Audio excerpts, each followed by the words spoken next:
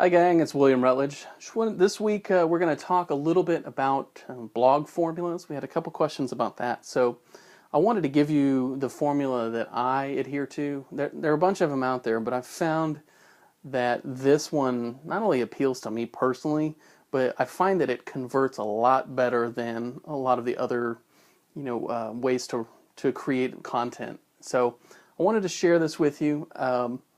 It's called the HIPPOTA, or that's how I pronounce it.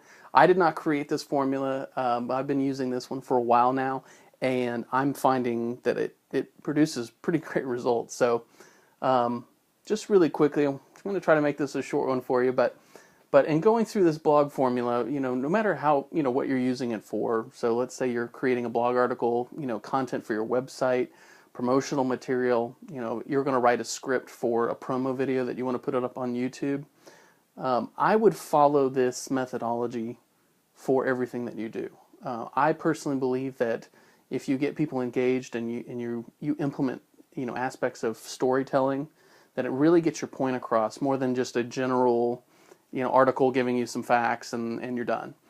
You're finding a lot that people are becoming a lot more picky on the content. We're so there's so much content out there in the world right now. It's really hard to focus on what you need to read to succeed versus all of the crap that's out there that you read and then you go, God, that just wasted 10 minutes of my time. So I think if you stick with this formula, you're going to have a lot better chance of not only engaging with other people, but kind of resonating and getting your point across to them so that they like your content and they want to follow you more or do whatever you're asking them to do. So let's get into the strategy real quick. Again, I'm going to try to make this short for you, but we'll see how that goes because I like to talk. So the first thing that you need to concentrate on is creating a compelling headline. So, if you just use this is what I do, boring. People are going to read that and they're going to go, I don't even want to click on that. I don't even want to find out the rest of this stuff. Let's just move on. You need to capture their attention. So when you're writing a headline, and I know that I can't give you very specific advice because a lot of industries are different. You basically have to understand your target demographic, your audience. You have to know what's going to capture their attention. Everyone's a little bit different. So, but keep that in mind. Like you have to start here. You can't just gloss over it. I know a lot of people, they want to get into the content, and so they just go, bleh, and I'm done. But if you can't get this is step one. If you can't get them past this step one, none of this, you've wasted your time with all this other stuff. So, compelling headline. The one thing I will say about this, as far as specific advice goes, is that we found that as far as, converting better, if you go with like a, top 3 ways to, for weight loss, or, top 5 ways to learn to play guitar, that kind of stuff. Normally if you put kind of a numbered, if you're going to give them a simple steps, or, the easy 1, 2, 3 step to solving your problem, whatever it's going to be. If you give it to them where they know that they're going to get the solution to their problem, in very short steps, we found that usually converts a little bit better than just saying, weight loss formula. Okay, yeah, that's great. But you got to get them involved. So make sure that this is a compelling headline. This is very critical in all of this process. So the next thing is to state your problem. You got to get them hooked. So you've got them inside, but now you got to say, okay, I know why you're here. Let's take weight loss for an example. The first line could be, have you tried all of the diet plans out there and it's not working for you? Can you just not lose weight? You need to get them hooked here, but you need to state what the problem. I'm going to give you the solution to this problem. So, the first paragraph could be this, and it could just simply state, are you sick of all the diet plans that don't work and spending money on all these weight pills that don't do anything and it's a bunch of crap? Well, I've found the solution. I have found, blah, blah, blah, whatever. You need to talk about what the problem is. You need to hook them and say, I'm identifying with you. I understand what your problem is, and I'm going to give you the solution.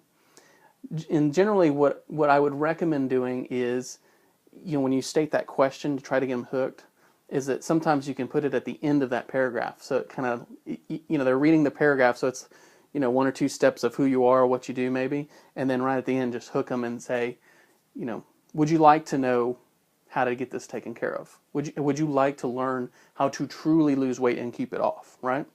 So just kind of leave them dangling with the hooks, and then they go, okay, I want to keep reading more. The next paragraph, and take this liberally, you can do paragraphs, whatever you want to. I mean, generally a blog article should be, 500 to 1,000 words, somewhere around there.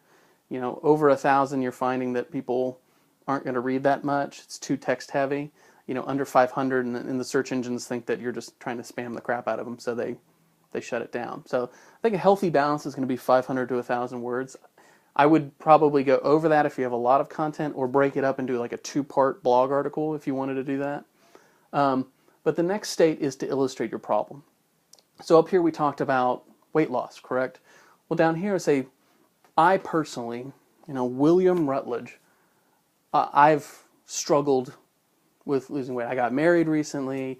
I like the cheeseburgers. I'm drinking the beer. It's not coming off. The Weight Watchers didn't work for me. Blah blah blah. Whatever you want to say, but show them that you identify with them and you empathize with their situation. I understand how hard it is. I've been through it myself. It sucks. I don't like running. I don't like doing any of the other stuff. Sit-ups, yeah, that sucks. Yeah, I understand where you're coming from. And after you, and this is where the storytelling aspect comes into play. You really need to be descriptive and emotional, and really tell a story about, and it doesn't have to be you. Hell, you could make up something, Oh, my friend Tim, God, he weighed 450 pounds, and he could never lose weight. And they talked about, how the doctor said he was going to die, and his kids are crying because he's overweight and whatever. And that's the moment that sparked him, and he decided he needed to lose weight. You just need to tell a good story. I always like telling truthful stories because it makes it a little bit more personal. So when people ask you about it, then you can be like, yeah, this is what I went through, or, this is what a friend of mine went through. But there's no rule that say you can't make up a story. Come on. Let's be adults here. So after you get through with this, and sometimes it's a paragraph, sometimes it's 3 paragraphs, however long it takes you to tell a story. You don't want to get away from, making sure that you get down to this area, but, a paragraph, 2 paragraphs, probably good, make it short but sweet. Get to the point. There you go. That is the perfect rule there. Get to the point on this stuff. Once you get through, you want to give them the guts of the content. If I'm talking about how to lose weight up here, you need to give them the solution. Here are the top 3 steps. You need to basically, if you say I'm going to give you the top 3 steps of weight loss up here, this is where you're going to provide the solution. And it's got to be good. If it's crap, it's like stop eating pizza and work out more, you big fatty. That's not a solution. That's crap. So make sure that you have some good takeaway. You don't have to give away the farm. You don't have to give them the entire formula that you're selling to lose weight or whatever. But give them some good content. Make it valuable so that they go, okay, this guy knows what he's talking about. He can help me. Those are good tips. I appreciate that he took the time to write this. Let me find out more. And that's when you hit them with the call to action.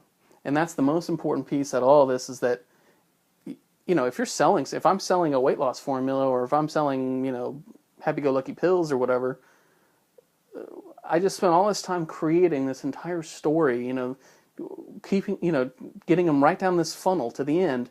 And if I don't ask them to do anything, then they wasted their time and I wasted my time.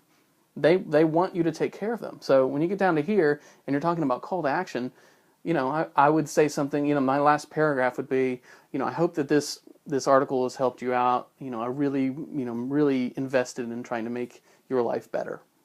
So please, click on my blog. Go to here's the link to my website. Click on my website and learn more about how learn the entire formula for the whole weight loss deal. The call to action is anything that you want it to do. You can send them to your website. You can send them to your formula to sell. You can put them to a sales page. If you're a wilderness camp website and you want kids to sign up, you can talk about all this stuff, and then at the end go, hey, our summer classes are here for kids, to take a wonderful adventure. No iPhones allowed kind of thing, and then have the link right to the registration form, anything that you want to do. So if you stick with this formula and make sure that you create a compelling story, get the people to identify with you, and then keep to every single one of these points, you're going to do just fine with any content creation. We're finding that too, if you use this as a script formula for video marketing, so similar to how I'm doing this right now, recording this, if you go through these different points and talk about it just like that it creates a compelling video to get people interested. And then you can do cool things like at the end of your video, you can have a little pop-up link that says, oh, click right here, and it'll take you there. The technology out there is amazing now. So, stick to this formula and you'll do just fine. So I hope that helps. If you have any questions, please feel free to get in touch with us, and I can talk about this more in detail, or if you need some help, brainstorming an idea, we can certainly help you do that as well. So have a great day.